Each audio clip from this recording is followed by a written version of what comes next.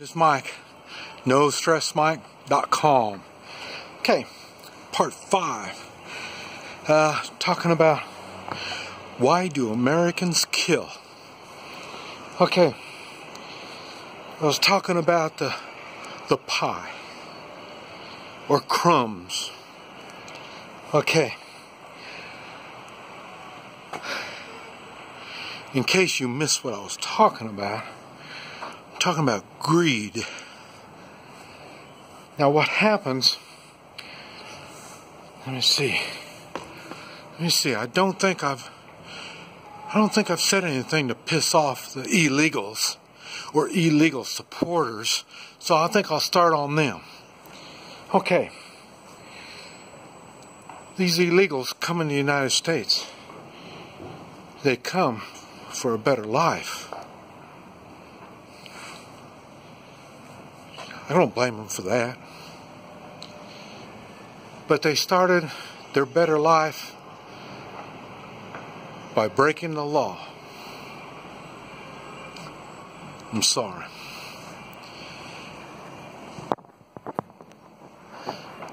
If that's what it takes to get a better life, you don't want any part of it.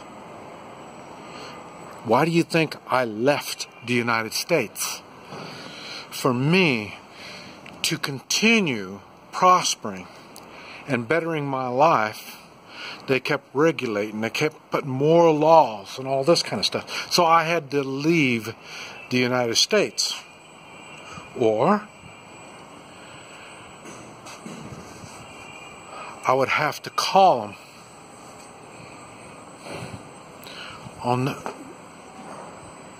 on the unconstitutional acts that they've been doing.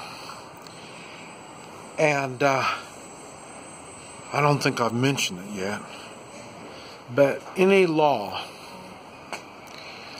that is unconstitutional or immoral is not a law. Okay, we're supposed to have a justice system that distinguishes what is a constitutional law. The moral part is up for a call. That's why we have a court system. There's exceptions to the law. When the law says, well, maybe he had a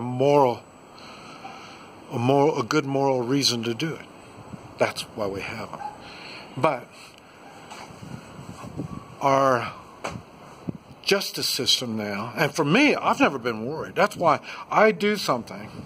I know if I've done something wrong, I will pay the price. If I'm lucky, all I got to do is give them money, and pay the price. Okay. If I'm not so lucky, if I did something really bad, let's say I hit somebody on my motorcycle and I broke their arm, okay, that's, that's bad. Because I was doing something stupid. If I was just driving, it was an accident, no big deal, but, then I can pay it for the money and, no big deal. But if I'm acting stupid and then I do something and hurt somebody, money, it's money. To correct your problem with money? Now we're right back to the lawyers. And right back to the way the law sets up. The law is set up now for revenue. They're trying to make money. Okay, that's unconstitutional. Right? What? No, wait a minute. You're saying, well, where do you say something like that? No, you're right. It doesn't. That's what I'm saying. You got lawyers in here that want to see the words. Why? Because they have no value system. They don't understand. No morals, no values. That's what's going on with the officials, not the American people. I mean the real. Now we're talking about real Americans now. That's what I'm saying. You see, I just mentioned the illegals. They're not, they're not Americans. They're not. Give them a certificate to saying that they're American. That's one reason why I haven't, and I have no plans on taking my wife to the United States. She's got no desire to become an American, and besides that, she couldn't do it. She cannot be an American. Like I say, she's been brought up by the state. The state tells her what's right and wrong. Personal responsibility? That doesn't fit in to her way of life, her lifestyle, her thinking. It doesn't happen that way. And do you notice it's the same thing? Like I say, talking about the illegals. Personal responsibility, hey, that's right over their head. That was one of the things. Now, and this is where things really get complicated. One of the things when I was in Vietnam, I couldn't figure out, it's your country. How can you not fight for your country? I didn't understand how this could happen. And now what you want to do is come to the United States. What? Let your own country burn and go to shit so then you can go to another country? That doesn't even sound right. And I'm not saying that I've got the answer for that. But I'm letting you know. And one of the things was that was a political war. Oh man, I didn't want to get into this yet, but okay. I hope I'll remember to go back to it. But like I say, it was a political war. It had nothing to do, right or wrong, or morals, or constitution. It had nothing to do with any of this stuff. That's what made it bad. That's why I was having problems with it. And that's why you see Americans that go to war, and when they come back, they're kind of strange.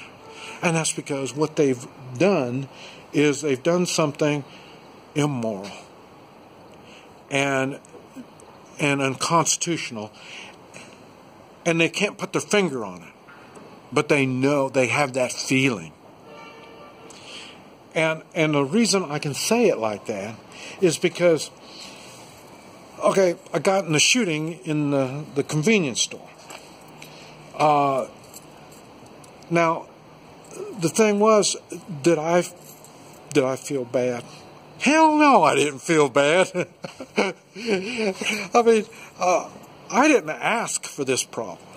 Now, it was in case you didn't see the video on it, last time I shot someone in Kansas, it was my cousin's convenience store. I just happened to be there. And it's not like I was hanging around there looking for trouble. My cousin knew that I'd like to have a convenience store, and he said, well, come on over and take a look at my convenience store. So I wasn't even there 15 minutes. And then that's when they come in to rob the place. And it was funny because I had another comment on when I made the video on it, and he says, well, you sure are happy, And it was, the thing was, he thought that I killed the guy. And I didn't. I just put a bullet right there. He didn't die, so. But to me, I didn't give a damn if he died or not. I mean, that's not the point. I didn't ask for this shit. He's the son of a bitch that came in to rob the place. He just did bad timing when I was there. But I'm not going to put up with that shit. And then I sure the hell couldn't let him shoot my cousin. And my cousin's been very, very thankful. He embarrasses me. He's so thankful. He goes around saying, oh, he saved my life. And I didn't save his life. I mean, it's a funny story. You need to go see that video. But what I'm saying, I didn't give a damn if he died or not. As a matter of fact, he didn't die. He kind of recuperated. And it was a street gang. And they ended up coming to my house. I wasn't there. Lucky for them again. Because you think I would have felt bad if I ended up killing them too? You see what I'm saying? Our Constitution says that we have the right to have weapons. It says we have the right to live and prosper. It says nothing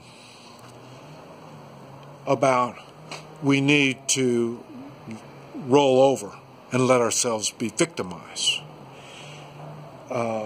Most all the countries I've been to, one of their laws is no self-defense. You don't do self-defense. Because the reason there is no self-defense is because if somebody is going to come over here and beat you with a stick, there's a law that says they can't do that. So you don't need a law to fight back. So, I'm sorry, that doesn't work in the United States. It doesn't work like that. So, and we should be brought up, schooled.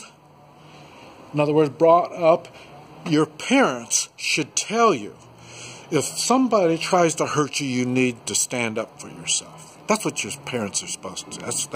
That's where that is. Schooled. You should be, when you're in school and you're confronted, being in a school environment, they have put you in a situation where you're going to be around bullies. And I know they got rules. Bullying is against the rules. But, I mean, bullies are like criminals. They don't follow the rules.